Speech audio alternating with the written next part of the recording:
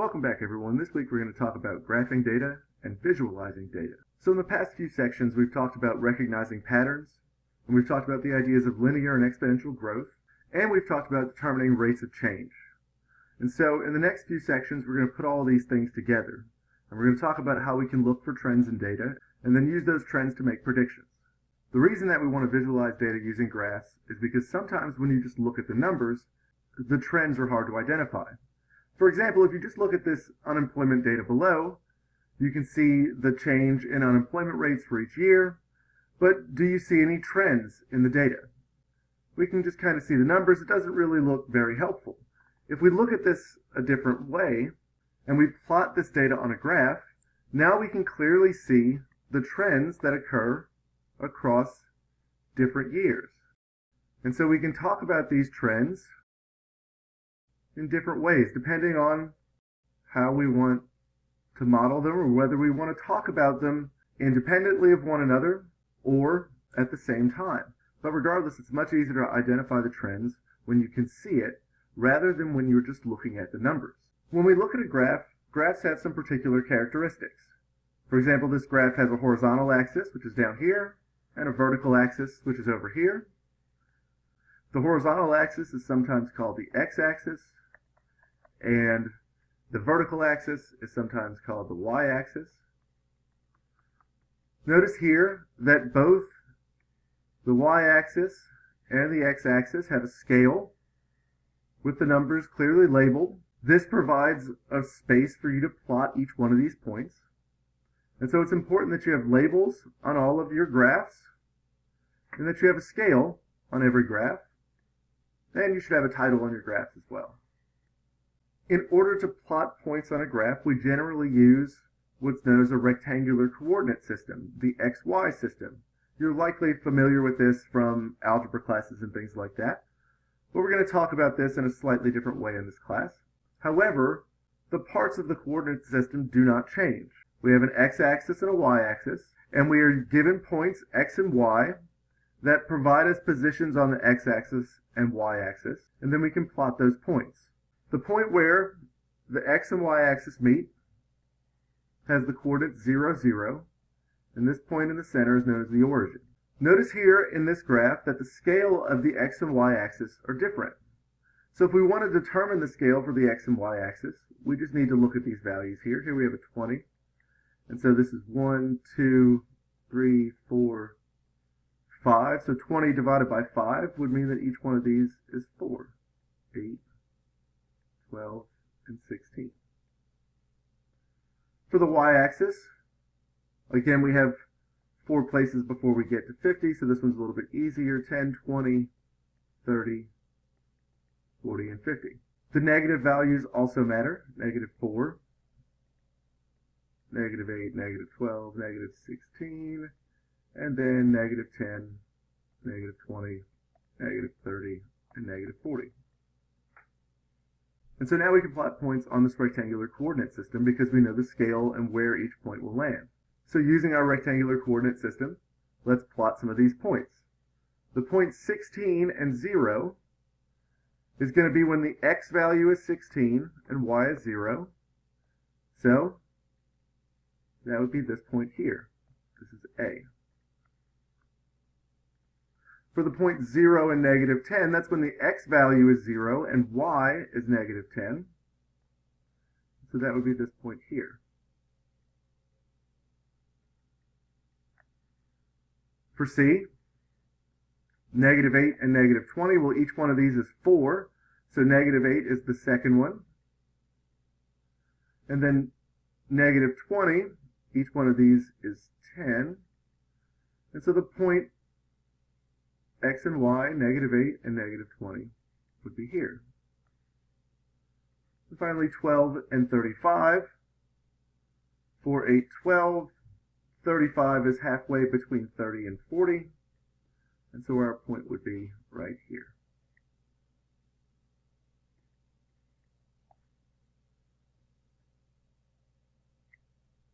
So if we want to plot points on our own graphs, then we need ordered pairs.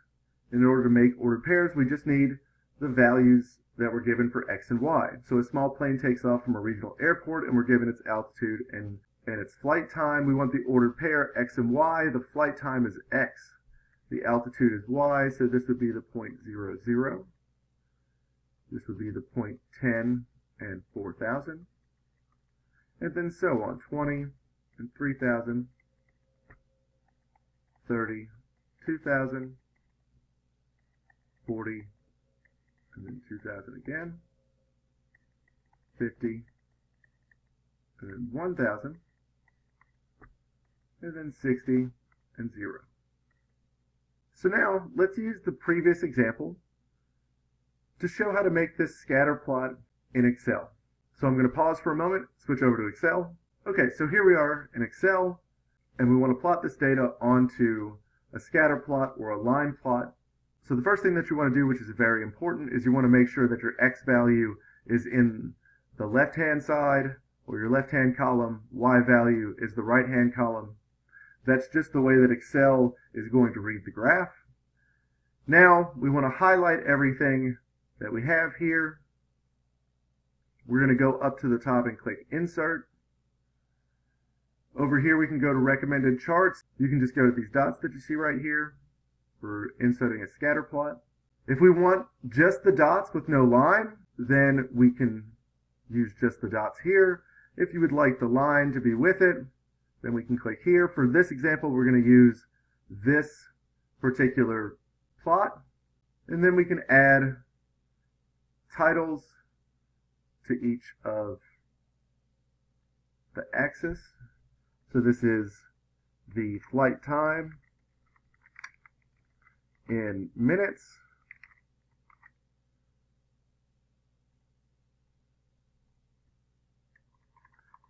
and the altitude in feet. If you then want to put this into Word or something like that, you can copy and paste this image into your Word document or other file. So let's switch back and see if we can answer some questions about this particular graph. So let's see if we can use our graph to answer some questions. What was the highest altitude that was reached by the plane? Well, the data point we have for the highest altitude that was reached by the plane is 4,000. You can see here when you draw a line between those points, it actually looks like it goes a little higher than that. Our true data point really should tell us, in this case, the height, but it may be a little higher. When was the plane flying level? Well, that would be when its value didn't change. And here we can see the altitude doesn't change between 30 and 40 minutes. How long did the flight last? Well, the total time from when the plane takes off to when the plane lands, and the altitude is 0 again, is 60 minutes.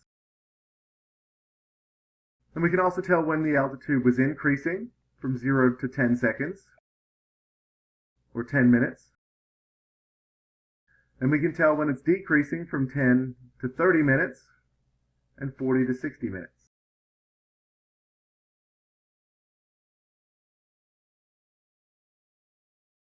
So all of these questions can be answered just by looking at the graph and the data that we have. So again, a scatter plot is just a graph that only has the data points and no line that connects them. And so we're going to complete this table for the example of the cost of a cab ride, and then we're going to use that in order to make a scatter plot of the data. So for 3 miles, for each mile, we're going to add $2.60 after paying $5.10 for the first mile. So this is linear growth. We're going to add $2.60 each time. So we'll get $12.90 here. And then we'll get $15.50. And then 18.1. So now if we want to plot this on a scatter plot, 0, 1, 2, 3, 4, 5, 6, and then over here we can go by 2s. And now we just want to plot these just like we did before, X and Y. So 0 and 510, well 510 will be right between 6 and 4. 1 is 770, so closer to 8. 2 is 1030, so very close to 10. 3 is 1290, so very close to 13. 1550.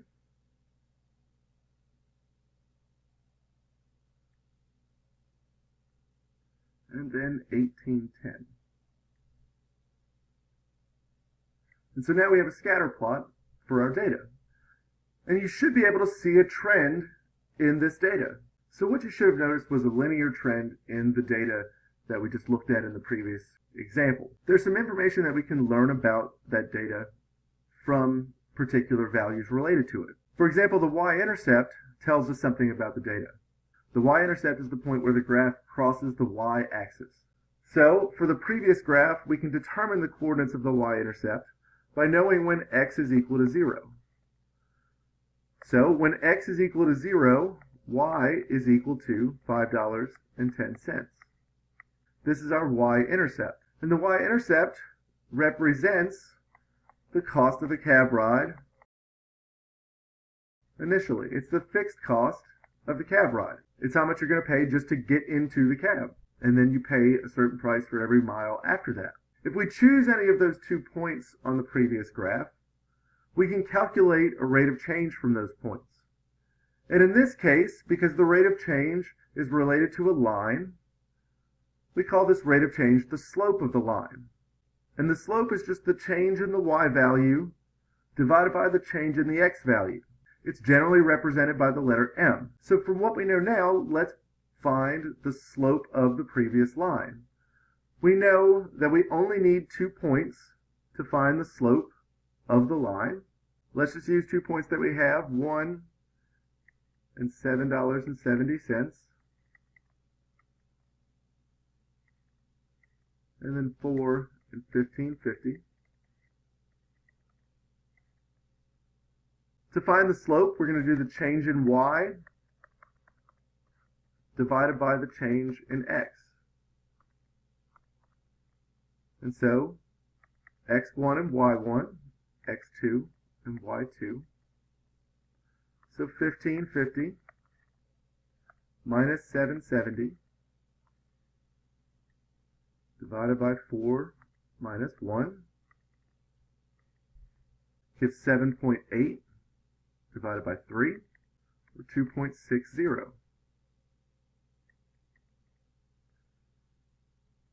This is 2.60. Remember, it's a rate of change, dollars per mile.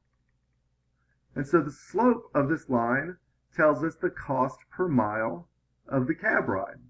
The y-intercept gives us the fixed value, and the slope gives us the variable cost, or the cost that changes as you add each mile. So by knowing this, we can estimate the distance of a particular cab ride based on how much money you have. If we want to estimate the distance of a $16 cab ride, well, $16, we know we have to pay $5.10 immediately to get into the cab, so that leaves us with $10.9 or $10.90. To then determine how far we can go, we know that it costs $2.60 for every 1 mile. So $10.90 divided by $2.60, 4.19. So we can go about 4.19 miles. Similarly, we can estimate the cost of a cab ride based on the distance. If we're going 2.5 miles, we know that we're going to pay $2.60 for every 1 mile, for a total of $6.50,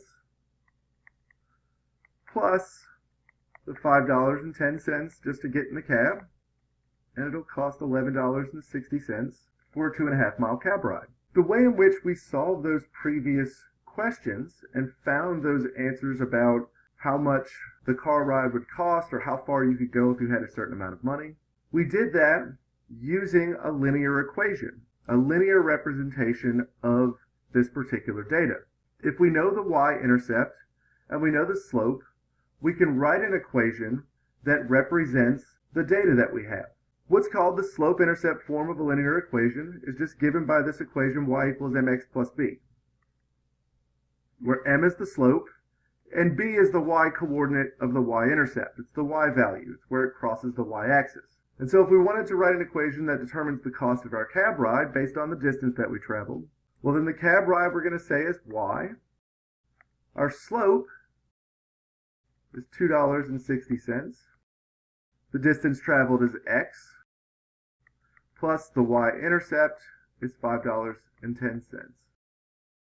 And now we can estimate the cost of any cab ride based on the distance that you travel. So one last little example here. Suppose that you're in need of some cash in a local restaurant. Owner offers you $20 to stand on a street corner and hand out coupons. You also get 50 cents for every one of the coupons that gets turned into the restaurant. Let's write an equation that describes the total amount of money you'll make if X number of coupons are turned in. You're going to make $20 automatically for doing nothing but standing on the street corner and handing out coupons. And so this is the fixed amount. This is your y-intercept. And then for every coupon that's used, you get 50 cents back. And so the slope is just going to be 50 cents. And to write our equation, y, the amount of money you would make, would be equal to 50 cents times x, the number of coupons that are used or turned in, plus the $20 that you make just for doing it. There'll be more on linear trends in the next lesson, but let me know if you have any questions.